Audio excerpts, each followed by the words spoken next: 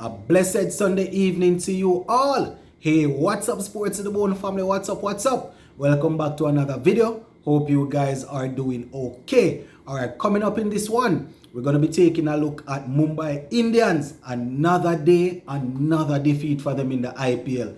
Yes, my viewers and subscribers, LSG were able to get the better of them this time around. And we're also going to be looking at what former New Zealand skipper Daniel Vittori had to say about Pollard and the way in which he played his innings today. You know, very interesting stuff. So make sure you stick with us until the end to hear exactly what Daniel Vittori had to say about Mr. Pollard. So hit that subscribe button before you go also, and make sure that you leave a like on the video, man, and drop a comment. So yes, my viewers, into it we go. So we had LSG going up against Mumbai Indians. And Mumbai Indians, they were actually looking to see if they could, get a victory to break the losing streak. But it wasn't to be, because KL Rahul, he was once again in scintillating form. The man was out of this world, getting another century. So I think that is his second century of IPL 2022. So basically showing that he's, a cut above the rest, a class above the rest. Now this man, he is so entertaining. If you talk about solid technique, solid defense, and then switch to attack, he has it. So very, very good knock by him. So we're gonna take a look at the game in general and also zoom in on Mr. KL Rahul. Oh, before I forget, remember it was Pollard versus Jason Holland. So we had two West Indians going up against each other there.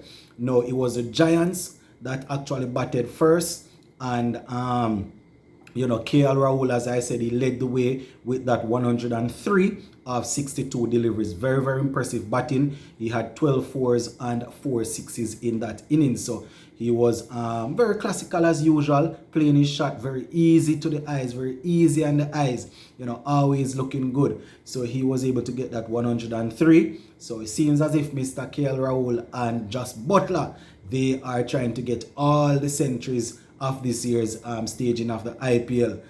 Butler so far with 3 and KL Rahul with 2. Now Pandya, he got 22 of 22. So they actually put together 168 for 6 of their allotted 20 overs. As I said, with KL Rahul doing the business there. 168 for 6. So nobody else really scored anything of significance. As I said, Rahul with that score, and then Pandya getting that 22. Now it seems as if as I said, big competition between Butler and Rahul for those for the orange cap. I don't know if it's the orange cap they're going for, but they are certainly stacking up the centuries. So their score, as I said, proved to be enough. You understand, because the Mumbai Indians batsmen, they were not able to get it together. So they are, they were actually in good shape. You understand, if you want to put it that way. Now, Mr. Pollard, he bowled and he got a couple of wickets. He had 2 overs, 8 runs and 2 wickets. So Pollard warming up that shoulder, getting in a couple of overs in. Brilliant by Mr. Pollard. 2 overs for 8 runs, 2 wickets. And that is why it is so puzzling at times when we don't see him bowl. But then again, we know that he's always carrying some sort of niggle where his knee is concerned. So we're not sure if that is the case. But more often than not, when Pollard bowls, he's able to get a wicket.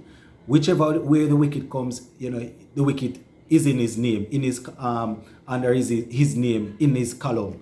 You understand? So whether it is a ball caught or whatever it is, or a fluke shot, whatever it is, just like any other bowler, even if he's not 100% fit, more often than not, he will probably find you a wicket. And he was able to bowl 2 overs, I think, for those 8 runs with 2 wickets. Now, it was a miserable chase, though. It was definitely a miserable chase for Mumbai Indians. Ishan Kishan failed once again, getting a labored 8 from 20. They spent a whole lot of money on Ishan Kishan. They banked on him, to come into the IPL, open up for them and do the business.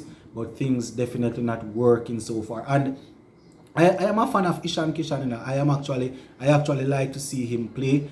but he's definitely under pressure right now. So 8 from 20. Captain Rohit Sharma, he got off to a okay start. He had 39 of I think about 31 or something deliveries, but he just was not able to carry on. So getting into the 30s, as I always say, in the IPL at the top of the order, more often than not, you want to try and see if you can continue and push on, but he was not able to do so. Now, a couple of wickets after Sharma fell cheaply. Brevis, he had 3, Yadav got 7, and it was a whole lot of low scores, my peeps. Things just didn't work out.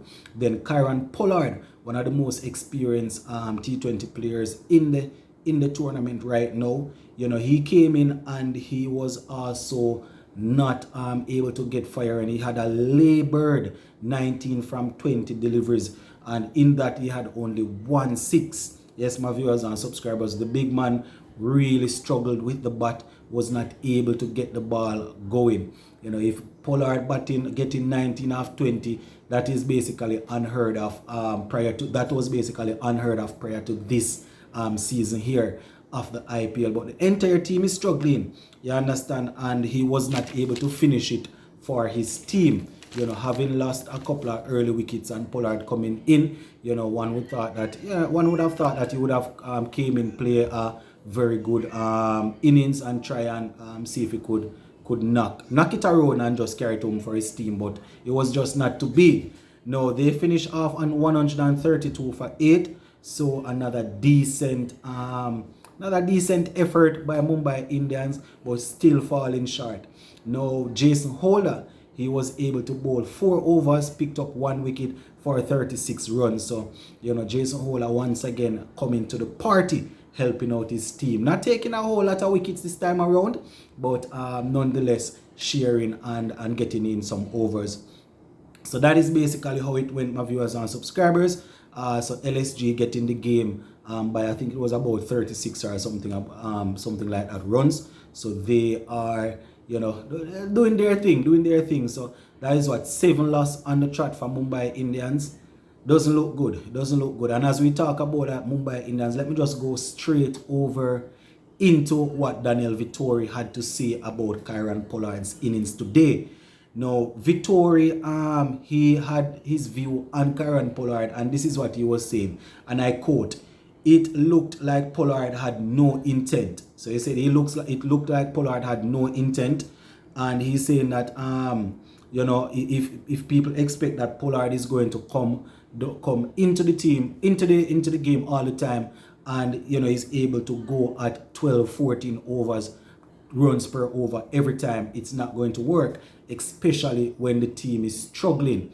So he's saying that Pollard is usually dependable, but when the team is struggling, especially like that, there is no way you're going to have him coming in and being able to just go 12-14 runs over every time.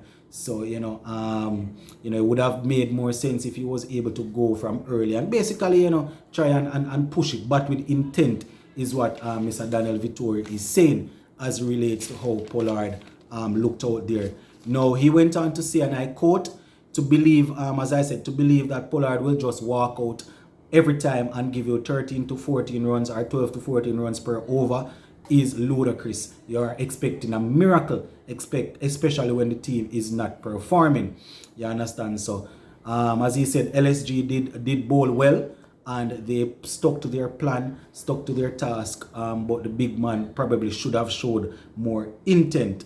You understand? He went on to say, and I quote, "Pollard comes with the plan to hit, but so does every other batsman. They come with the plan to hit, but not all the time they are able to execute, and it was just not looking good today, according to Mr. Daniel Vittori.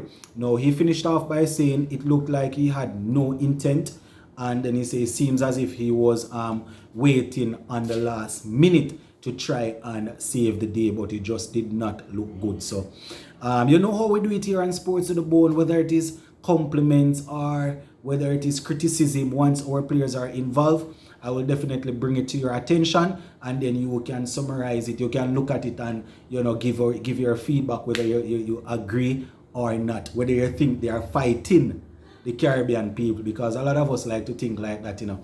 So whether it is Pollard, Pooran, Hetmeyer, Gale, Russell, Ravman, Powell, Jason Hole, or whoever we have over there, once there is a story about our player, you know, be it positive or negative, you know, we're going to share it, and then we see how we can talk about it in the comment section. But let me know what you think, my viewers and subscribers. Do you agree with Vittori, or do you think that he's reaching and fighting against Kieron Pollard? Sports to the bone, keeping it informed. Big up on yourself.